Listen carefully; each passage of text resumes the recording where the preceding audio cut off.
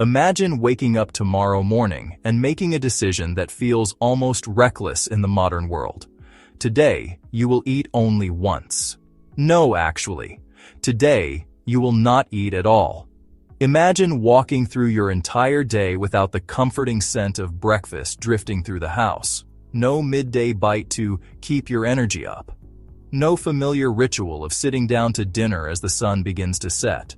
For most people, including Henry, this idea triggers an immediate, visceral resistance. But what if that alarm isn't the truth? What if it's just a habit? Here is the uncomfortable truth that modern life has forced us to forget. Your body was not built for constant abundance. It was built for rhythm. Periods of abundance, followed by long, silent stretches of scarcity. Long before refrigerators and delivery apps, your ancestors didn't graze through the day like cattle. They moved, they searched, they built, they hunted, and they did it all for days at a time without a single bite of food. They didn't collapse. They sharpened. They didn't grow weak. They grew powerful. And that same ancient high-performance system still exists inside you, tucked away under layers of modern convenience, waiting for a moment of silence to finally wake up. To understand why a 72-hour fast doesn't drain you, we have to dismantle the biggest lie in nutrition, the idea that the meal you just ate is what's currently powering your body. Most people confuse feeling energized with being fueled. When Henry eats a pre-workout snack, his body releases dopamine and insulin in anticipation of the incoming energy. This makes him feel ready. But that sensation isn't coming from the food he just swallowed. Human digestion is a slow, laborious process. That meal can sit in your stomach for 2 to 5 hours before it's even broken down enough to enter the small intestine. From there, it takes another 4 to 12 hours for those nutrients to be absorbed into your bloodstream. In other words, the calories Henry eats right before a workout aren't available for that workout. They are being processed for tomorrow. So where is the energy coming from? Otto knows the body has a two-fuel system. First, the pocket money, glycogen. This is glucose stored in your liver and muscles. It's convenient, fast-acting, and easy to access. The average adult carries about 2,000 calories of it, enough to last 12 to 24 hours depending on activity. Second, the massive reserve, body fat.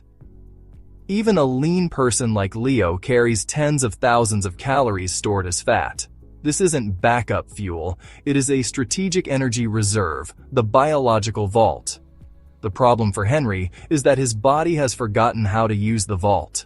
Because he eats every few hours, his insulin levels stay elevated, and as long as insulin is high, the fat cells are effectively locked.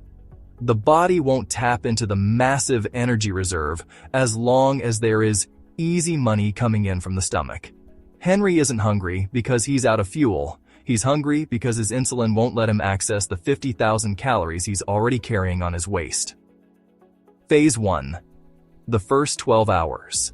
The psychological echo. For the first few hours, Henry doesn't feel much of anything. He's still operating on the glucose from his last meal, but around hour 8, the first wave of habitual hunger hits. This isn't your body begging for survival, it is ghrelin, the hunger hormone, rising because your usual mealtime is passing. It's a psychological echo, a leftover script from your routine. If you don't answer its call, the noise actually begins to fade. Phase 2. Hours 12 to 24. The crossroads. At the 12-hour mark, your glycogen reserves start thinning out. Your body feels this. It begins asking a silent evolutionary question. Is this a temporary pause, or is food truly not coming? Between the 18th and 24th hour, you hit the crossroads. Biological history has taught your system to make one of two decisions: panic or adapt. Because you carry the DNA of survivors, your body chooses adaptation. As insulin falls to its lowest baseline, the vault finally opens. Fat cells release fatty acids into the bloodstream, and your liver begins converting them into ketones, the high-octane fuel your brain and muscles were actually designed for. Phase 3.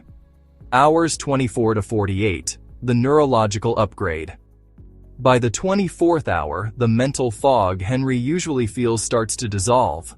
This isn't caffeine, it's a neurological upgrade.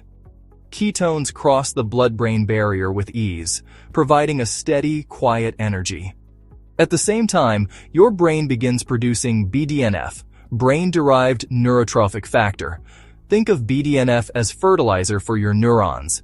It reinforces connections, stabilizes mood, and sharpens attention. Your brain is preparing you for endurance, not immediacy. Phase 4. Hours 36 to 50. The cellular janitors. Somewhere around the 36th hour, you unlock the phase most people never reach, autophagy. The word literally means self-eating, but a better term would be self-repair. Your cells begin a massive housekeeping project. They identify damaged, misfolded proteins and broken fragments that have been slowing you down for years. They dismantle them and recycle them into brand new cellular components. This is where inflammation starts to drop. This is why Nobel Prize-winning research links fasting to longevity. Your body is literally rebooting from the inside out.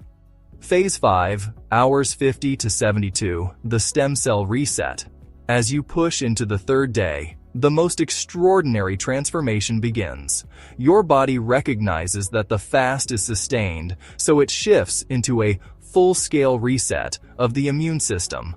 Old, tired, dysfunctional white blood cells, the ones that fuel chronic inflammation, are marked for destruction. Simultaneously, deep in your bone marrow, your stem cells receive the signal to wake up. They prepare to generate a fresh, clean, efficient immune force the moment you eat again. There is a reason this entire process feels so seamless once you get past the first day. For 99% of human history, food was never guaranteed.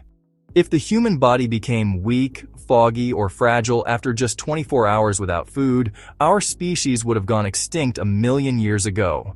Evolution prioritized resilience, rewarding those who grew more focused and capable when food was scarce, ensuring those high-performance genes were passed down to us. Your body still carries that programming. When you hit the 60-hour mark, you enter what researchers call hunter mode. This is not adrenaline or stress. It is the biological gear designed for high-stakes problem-solving. In hunter mode, your senses sharpen. Your awareness widens. Your emotional responses stabilize. You aren't surviving without food. You are operating in the mode your body was designed to reach, but which modern life rarely gives you the silence to unlock. While Henry might be looking in the mirror on day 3 and wondering why his spare tire hasn't vanished, something remarkable is happening in the hidden layer. Because his insulin is low, his body is targeting visceral fat first. This is the dangerous metabolically active fat that wraps around your heart, liver, and pancreas. This fat burns up to 3 times faster than the subcutaneous fat you can pinch with your fingers. Henry's waistline might only be an inch smaller, but his biological age is plummeting as his organs finally get a chance to breathe. However, as powerful as this ancestral feature is, it is a tool, and like any tool, it must be used with restraint. This protocol is not for everyone. If you are pregnant or breastfeeding, your body has elevated nutritional demands that make fasting dangerous. If you have a history of eating disorders, the discipline of fasting can easily reinforce unhealthy patterns. If you have type 1 diabetes or chronic kidney disease, you must never attempt a 72-hour fast without direct medical supervision. Your body will tell you when something is wrong. Do not ignore these stop signals. Persistent dizziness that doesn't settle after rest, heart palpitations or an irregular rhythm, confusion instead of clarity, nausea that leads to vomiting. If these symptoms don't improve within 15 minutes of resting and hydrating with electrolytes, end the session and eat something light. Fasted performance should feel controlled, not punishing. When you finally decide to end your 72-hour journey, the moment should be ceremonial. You aren't just eating again. You are reintroducing life into a system that has been renewed.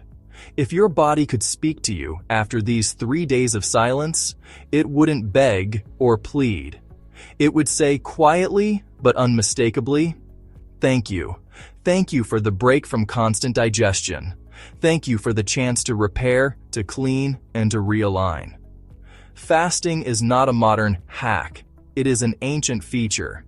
It is the way you remind your metabolism how to be flexible, how to be resilient, and how to protect what matters most.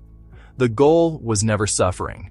The goal was control. Control over your energy, your cravings, and the biological signals your body responds to every single day. You've seen what happens when you push to 72 hours. But what happens in the first 24 hours might shock you even more. That is where the switch first flips. That is where the transformation truly begins. So, where do you stand? Is the 72-hour fast an extreme biohack, or is it the only way to stay human in an overfed world? Let me know in the comments below. If this deep dive helped you see your body differently, hit the like button and subscribe to Ancestral Prime. Let's return to our peak together.